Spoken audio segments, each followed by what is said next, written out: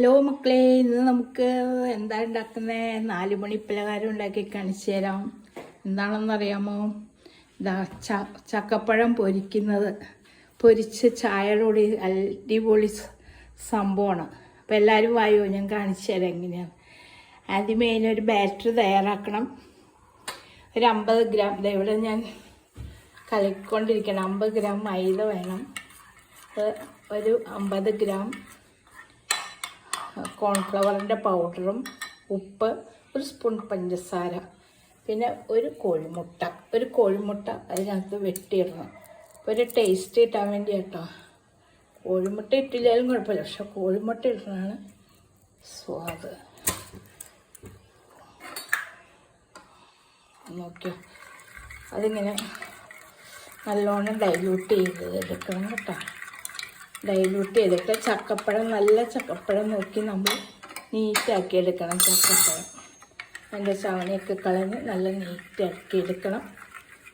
അത് കഴിഞ്ഞ് നമ്മൾ ചെയ്യുന്നത് പാനടുപ്പത്ത് വെച്ച് വെളിച്ചെണ്ണ ചൂടാക്കണം കേട്ടോ. വെളിച്ചെണ്ണ ചൂടാക്കി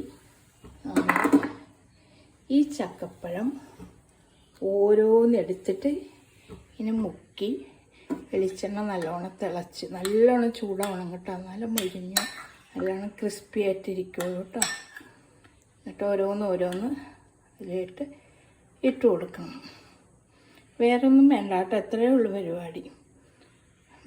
അധികം വെള്ളമൊക്കെ അതൊരു നമ്മൾ പഴംപൊരിയുടെ അതേ കറക്റ്റ് അളവിൽ കേട്ടോ എണ്ണയിലേക്ക് കൊടുക്കണം.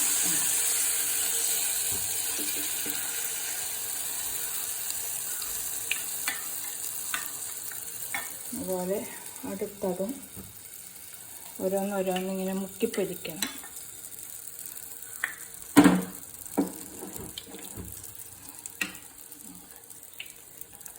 നിങ്ങൾ കഴിച്ചിട്ടുണ്ടോയെന്ന് അറിയാൻ പാടില്ല. കഴിക്കാത്തവരൊക്കെ ഒന്ന് ഉണ്ടാക്കാൻ ശ്രമിക്കണം കേട്ടോ. ചായക്ക് നല്ലതാണ്.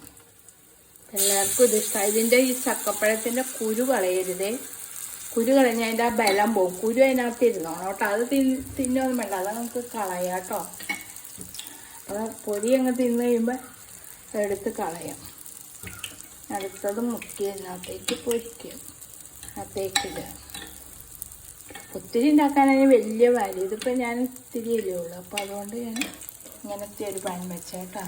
കടായിയൊക്കെ നല്ല വലിയ ചീനച്ചട്ടിയില്ലേ, അതിലൊക്കെയാണ് നല്ലത്. ഇതിപ്പോൾ ഞാൻ കുറച്ചായതുകൊണ്ടാണ് ഇത് വെച്ചേക്കുന്നത് കേട്ടോ. ഓക്കെ, എങ്ങനെയാണ് നല്ലോണം ഒന്ന് മുരിഞ്ഞ് വെച്ചേട്ടോ.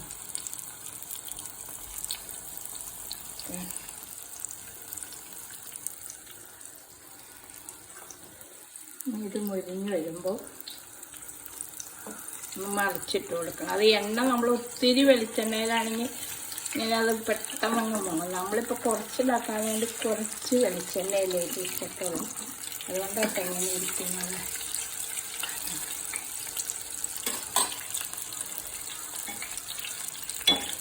കറക്റ്റ് പരുവാണ് കേട്ടോ. മാവ് ഒത്തിരി ലൂസായാൽ അതിൽ പിടിക്കില്ല കേട്ടോ. ചക്കപ്പഴം ഒന്ന് തുടക്കുകയാണെങ്കിൽ ഒന്നുകൂടി ശരിക്കും പിടിക്കും. കാരണം വെള്ളേ നമ്മൾ ഈ ടിഷ്യൂ ഒന്നൊന്ന് തുടച്ചാൽ മതി. അപ്പോൾ ഈ മാവ് നല്ലോണം പിടിക്കും. ടിഷ്യൂ വെച്ചൊന്ന് തുടച്ച് കളഞ്ഞാൽ മതി. ഇതിനൊരു ജലാംശം ഉണ്ടാവില്ല ചക്കപ്പഴത്തിൽ. അത് നമ്മളിങ്ങനെ തുടച്ച് കളയണം കേട്ടോ. തുടച്ച് കഴിഞ്ഞാൽ ശരിക്കും മാവും കൂടി പിടിച്ചോളും. നല്ല ആദ്യമൊക്കെ റെഡിയായി വരുന്നുണ്ട്.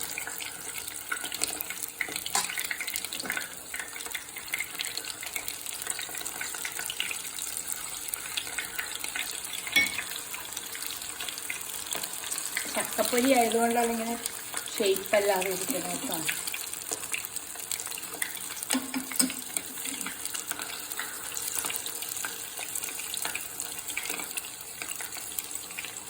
ഓക്കെ, പരിപാടി.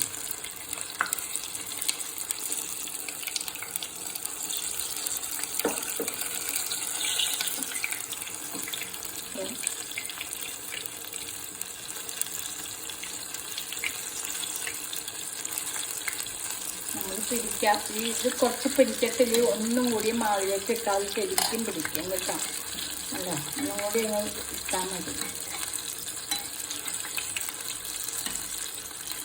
ശരിക്കും പിടിക്കും.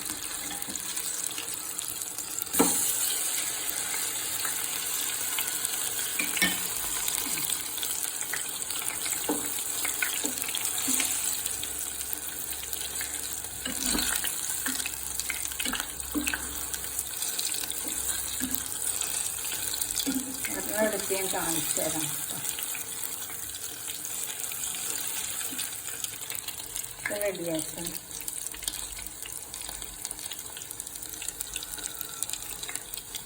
എത്ര ഉള്ളു കാര്യം. അങ്ങനെ ഓരോന്ന് മുക്കിപ്പൊരിച്ചെടുക്കണം. എന്നിട്ട് നമ്മൾ മുക്കിപ്പൊരിച്ചിട്ട് ഇങ്ങനെ ടിഷ്യൂലേക്ക് വെക്കണം. അപ്പോൾ എണ്ണ ഇങ്ങനെ ടിഷ്യൂ കുടിച്ചോളൂ കേട്ടോ. നല്ല സ്വാദായിരിക്കും. എല്ലാവരും അപ്പോൾ ഇതുപോലെ, ഇപ്പോൾ ചക്കപ്പഴത്തിൻ്റെ സീസണാണല്ലോ, എല്ലാവരും ഉണ്ടാക്കാൻ ശ്രമിക്കുക.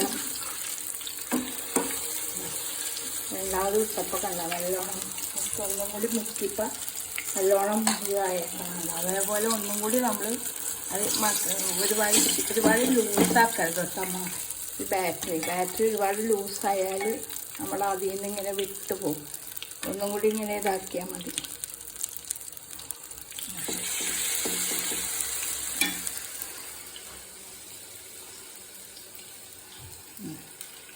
ഇതാണ് സംഭവം കേട്ടോ. അത്രേ ഉള്ളൂ. നല്ല ടേസ്റ്റ് ആയിരിക്കും അത് കഴിക്കാൻ.